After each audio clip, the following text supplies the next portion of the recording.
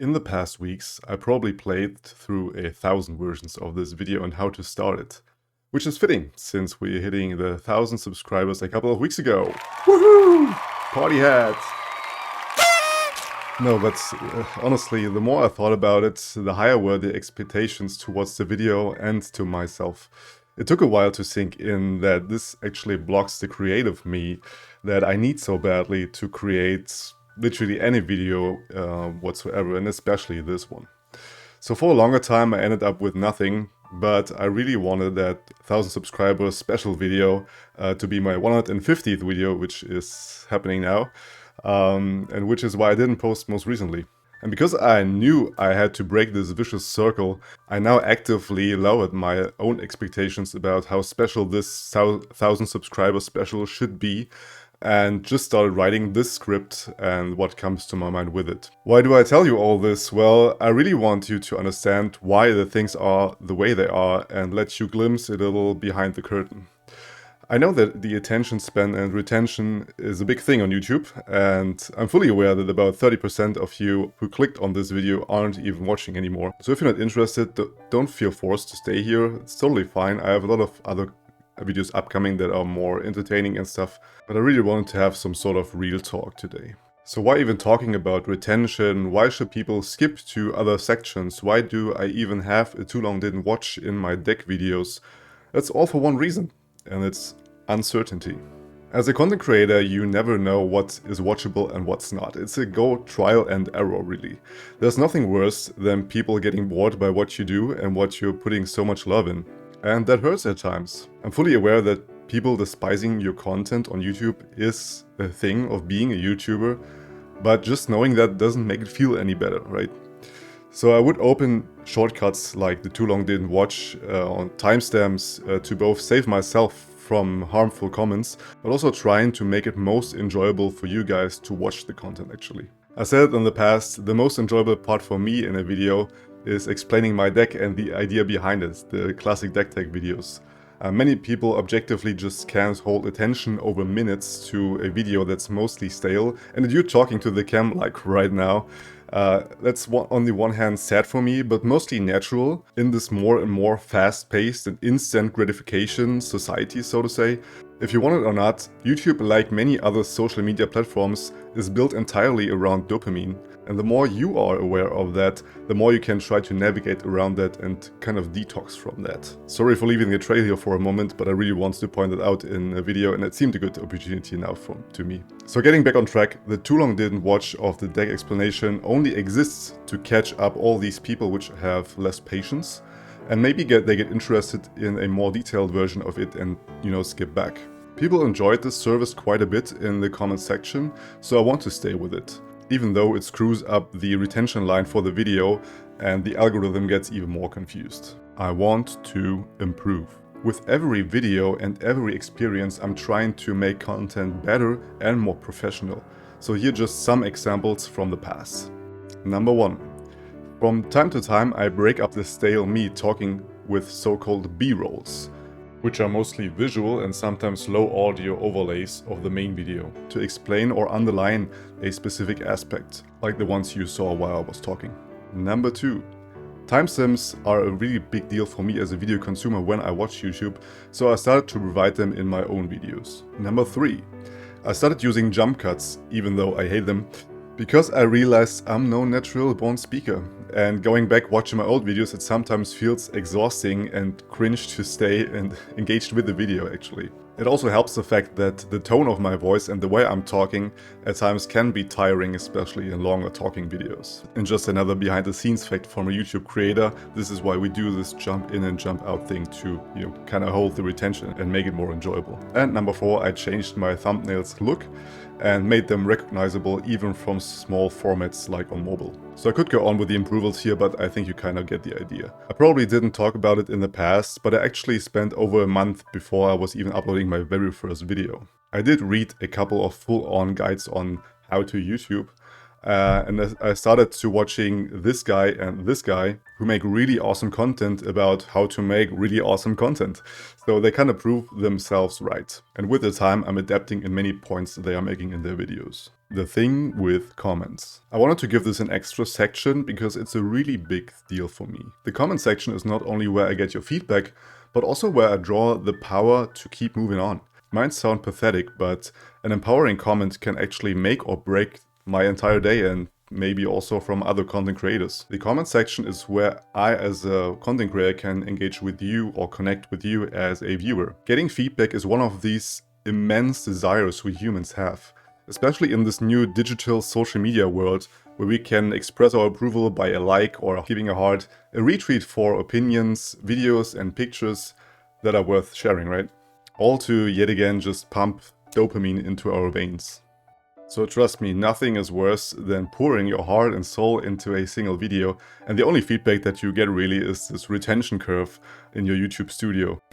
I don't want to beg for comments here or anything, but my point is just to make you aware of the impact that you can have on building and maintaining a channel and to make a person go on with what they do. For the most part, a channel is just a single person like you and me, so it can have impact both for the good and the bad.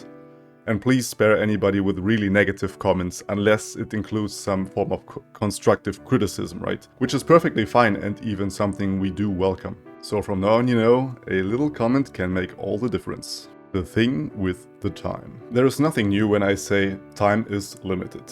Unfortunately though, I do sell 40+ hours a week of my lifetime to a company, not included the time to get there and back again and lunch break. So in total that's like 50 hours each and every week. Unfortunately, adult life forces you to do all this shit with taxes and insurances, making the laundry, cleaning, making the groceries, you name it, you get the idea. Fortunately, I do have a lively social life and a lot of friends I want to spend my time with. Fortunately, I do have a lively family life and we meet at least once every month by traveling to each other. Fortunately, I do have a lovely and highly social girlfriend which stays above all of that and is always my #1 priority. And I also want to spend my time with her and dedicate the right amount of time to the relationship. And after all of this, I still gotta find some time for myself and please the inner needs to play, you know, video games, watch YouTube for fun, or just do nothing at all to get rest from all of this. Not to mention exercising, but I and my back need really badly. My whole point with all of this is I can't provide the same amount of content like other creators who maybe don't have all of the mentioned things, or maybe not to the same extent. Every life is individual and I don't want to compare myself with others. The YouTube algorithm, however, forces you to do so. And I want to say it clear, I can't and I won't push myself to keep up with others. And by telling you all this, I just hope to make you understand why my videos can't have the same quality and quantity like others have. I wish I could, but this is my current life state. So after all this intense and serious stuff, we take a breather, and just one last thing concerning Real Talk. Thank you. Thank you 1,000 times really. I didn't think I could reach the 1,000 subs that fast with the smaller amount of time that I could spend. And honestly, I wouldn't have preserved without your amazing support. And to say it clear, a big chunk from my subscribers is actually from Sunny, who mentioned me in several deck videos on his channel. So big shout out to you as well, Sunny, thank you. After taking that step into the LRL community as a content creator, Sunny and I became friends. These are also stories that this journey writes. We even started our own podcast. If you don't know it already, I will link you the playlist up there, and there will also be a new episode on this Wednesday. And lastly, a big shout out to my best friend who started a shout out to my channel on her stream and made the final push over the 1,000 subs. Thank you.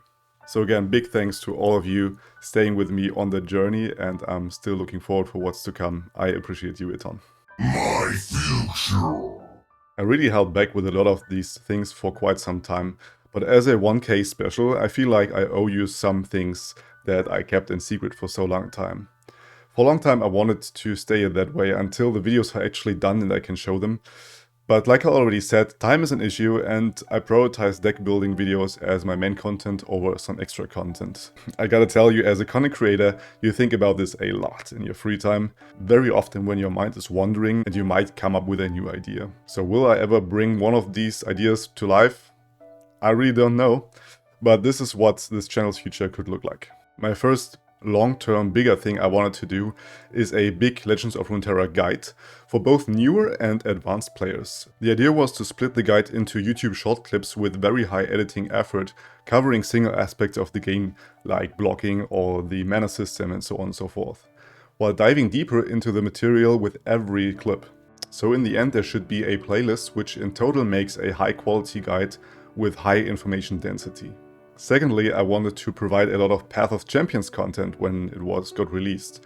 Since I always was a fan of PvE content in Legends of Runeterra, and in case you don't know, I used to play a ton of Lab of Legends. I made videos about that and had even a very big guide for Lab of Legends back in the day after my surgery when I had the time for it. You can check the video again up there if you want to. With the time, people even started to call me Vlad the Lab. Speaking of the Lab of Legends guides, I also wanted to do some sort of guide like this about both the Path of Champions and the new PvE formats that are yet to come. It seems to me that there are barely any YouTuber out there that are covering this type of content. So if you enjoy PvE over PvP, let me know in the comment section and I may refocus my content. And lastly, there's another minor thing that I wanted to include into the weekly deck videos, but because it's pretty likely that I will actually include them and will be realized, I won't spoil it right here.